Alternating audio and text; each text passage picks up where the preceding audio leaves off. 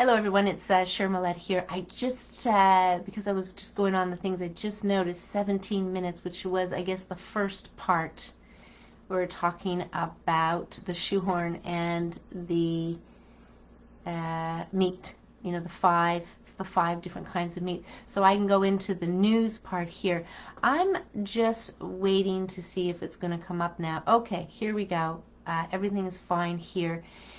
Because the news that I was sharing was very important. Maybe I said the wrong word. Maybe I said this. Maybe I said that. Who knows?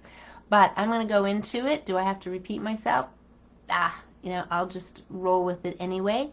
But welcome and welcome back to part 2 of Live at 5. Today, I want to go through some of this news because I think it's very, very important to see the positive news that's coming out. There was, I'm not going to go off of this page, but there was a young lady, I'll call her a young lady, but very passionate. And at first it was more fact-driven, and it was a plea really for the RCMP, the military, Canadian, and police to listen up and to understand the rights and how they work for the people. But she went in and talked about a bit about the facts, about this and that. It was about 35 minutes long, but very intense, and her passion got away from her, which is, you know what, there's nothing wrong with that. So some of that you might be able to just, soften a little bit, but I admire her passion. And definitely she mentions Hillier, which is a person who is a politician who is really the only guy that I know, and if there's more, great, let me know, that is actually speaking out about the inconsistencies of what is being shared. So I'm going to post that link so you can watch it on your own. And National Post. So I'm going to go in on the National Post info here. National Post is a wonderful article, and it brings up a couple of really key points. And one of them, so I'm going to go by memory so I don't go off the video here, is and be able to recognize what's happening here. So the National Post brings in a few points. It really says the key thing is that's important. More important here is the overreaction that's happening with these number of cases. And I can remember these numbers. He gave an example with the cases. Even though we know a number of them are positive, false positives, but he gave, this is just a number that he goes in there. He says in the spring, with the number of cases as they're liking, we got the same number of cases going on, but we have to be mindful that the number of tests have gone up. So if you want to compare apples to apples, you've got to look at what's the percentage of these cases over the amount of tests. And it's 7.5 was the spring. And again, don't quote me, I'll put the link below, but I think it's like 1.5, something like that. 1.4, 1.5 is right now. So it doesn't warrant, according to the National Post, how some people, I think it was the Ontario Hospital whatever group, talks about how we should going into the second, or going back to second phase lockdown or something like that. And the article was all about, no, we shouldn't be doing that. And to look at the hospitalizations, there is no increase in hospitalizations and the amount of beds and stuff. So it brought out these few key points. Very good news. Here is a what I'd call, a National Post, whatever, that's talking about this more and more. Great news. And this is for all the good people to understand this as well, that no, you don't want to hear about lockdown, you don't want to hear about things because it doesn't make sense. And National Post will give you a few things in your let's say communication with others as to why it's not it's not the thing to do. So that overreaction the National Post speaks about backs it up with a few very valid facts, which is great. And here's another one, and again, I'll go by this from memory so I can see what's going on here.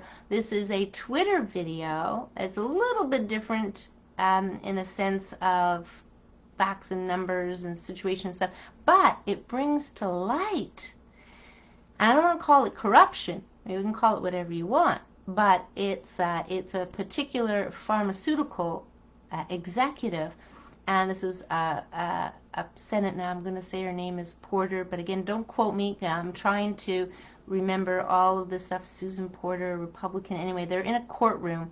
A very short video. I'll post it as well. And it was showing this guy makes, I think it's 13 million. 13 million a year was in his 2017, somewhere around there, income tax. And she brings out her whiteboard, which is really funny. And she says, and isn't it true you get, of that is a bonus for your performance? Now, how many people actually will do things and do things not for the goodness of health and humanity, but because they're going to get a bonus? It's an incentive. And so one of the things that happened was they raised the price of a particular drug that's used, and so as a result, they made X income, so it's all performance, X amount of income or revenue, and this executive got, from that particular thing in whatever period of time, probably not more than a year, $500,000. Now it only shows this clip, so you're not quite sure. Apparently there's a much more to what was going on there. But just know, people, we could do a lot with $13 million, couldn't we? So that's the Twitter, and I will put that on there as well. And what else was it that I want? Oh, I was talking about my lovely walk. So I'm going to probably do this a little quicker than I did the last time, but the idea is I met with 5 people today, 4 on my walk and 1 when I got my raw milk. And I think connecting the leaders and the people who are very, very in the know of the Constitution, our rights, our freedom is excellent. But I was able to have conversations and share information and have a connection with, well, somebody I know, she's a medical doctor, and she was, I'm saying, so what do you think about what's going on? I'm not going to say names here. What do you think is about going on? And she says, oh, it's very strange, very confusing. And so we got to the point where I hear, I think I mentioned the lawyers, the coming in, they're trying to get doctors from outside the country, because those who speak out in our country could be in a lot of trouble. Lose their license. I don't want that for any of our fellow good people, medical doctors. So we did talk a little bit more about some of the positives, and she says, well, my patients, so she's come, I won't say too much more, because then but her patients they're doing phone calls, and they're loving it. They're loving the phone calls. Can you imagine if you're not feeling very well and you got to drag yourself out of your home, cozy home, and for a 5-minute, 10-minute appointment? So I see that as a very good news, right? The next person I met, I've met her over the years. She's a couple of lovely dogs. She's a lovely person.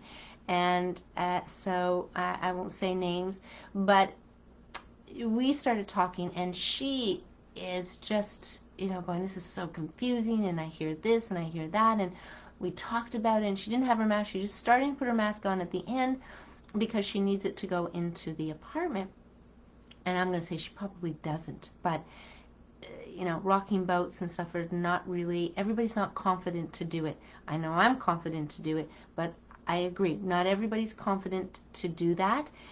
So that was a very good conversation. And then coming back from putting the parcels in the mailbox, but I saw the fella who's collecting the mail, and I took every opportunity. I think we should all take the opportunity to thank people, we don't even know them, they're strangers, for what they're doing. So this postal guy said, I'm so grateful for all that you do. It's great, the mail service, excellent, thank you. Then in the park, my dog likes this, on my way home, so he just runs crazy. You're not supposed to let them off there, but he's 9 and a half, and so very good. And there's a couple of other dogs off too as well. and I end up talking to this other fellow who walks dogs, and we start talking about healthcare. We start talking, he says, well, how old's your dog? And I said, what is this? How can he be that old and run like that? I said, because I give him raw seal oil. So that started off a conversation, but we got into a little bit about what's going on, and I was able to share with him the virus scenario, the virus, germs, virus, as I've said on here, they're all good. It's basically the environment we have to be concerned with. Not the climate change and population, which if I didn't say that in the last one, I'm repeating it again. I don't know if it got in there, but I don't believe in population, this whole control to overpopulation and climate change, because it's really our inner environment that we have to change here. So I started to bring up that conversation. So we probably talked for at least 20 minutes in the park, watching my dog at the same time. And then on my way home, but close to home, I take the dog off the leash. Lovely, I've seen her before, and we have a 30-minute conversation about all of this. So she's got her mask on, she's having difficulty of walking, and we had a wonderful conversation, and I was able to share with her this virus, bacteria, germ thing, good, how they work, colds, and the PCR tests, and maybe a couple of other things. But lovely, so she was very grateful. And I just continue to say good morning, good afternoon, good evening to anybody, all strangers. And if you're wearing your mask, say it anyway. You know, say it, sparkle with your eyes, you know, the hand, hello, you know, those kind of things. But so it was another successful walk out there, making a difference and helping people better understand. So without bringing them into the, you know, crazy talk, or making them go, I don't want to listen to you. It's about coming together, because more and more this fear has, you know, has divided. You know, it's divided, and so good news. So lots of good news, lots of good conversations about it. Just opening it up. You know, what do you think? But this particular person that was walking, because I could see knee and stuff, and she was older. You know, I just asked her, you know, how are you? You know, how are you doing? And that's how it all got started. So I think just doing that is an awesome thing. So 12 minutes in, I said I had a couple of juicy jokes here. So that's that. Any comments, any questions, anything, please share below. But I think more than anything, we have to avoid the fear. And even if we understand these things going on, we don't want to put the fear into people as to it's BS or anything like that. So we don't want to mirror what's happening on the other side. We want to maintain our freedoms, and simply that's what I'll say sometimes to people. Just be aware that we want to maintain our freedoms. And we obviously want to not be in fear, because that is also very important as well. So here's a couple of laughs, here's a couple of jokes. I'll post them up as well. And obviously you'll see the wording. It's one thing about puns and one thing about jokes. It's the wording that you can see that makes it fun. So here we go. I'm going to ask you the question. How do trees go online? How do trees go online? Not that you're going to know this. So they log in. Anyway, that's one. The next one, only because I saw this one right after and go, I like this one. This is cute. How many tickles does it take to make an octopus laugh? How many tickles does it take an octopus to make an octopus laugh? Tentacles. So 10 tickles. Tentacles. Anyway, there you go.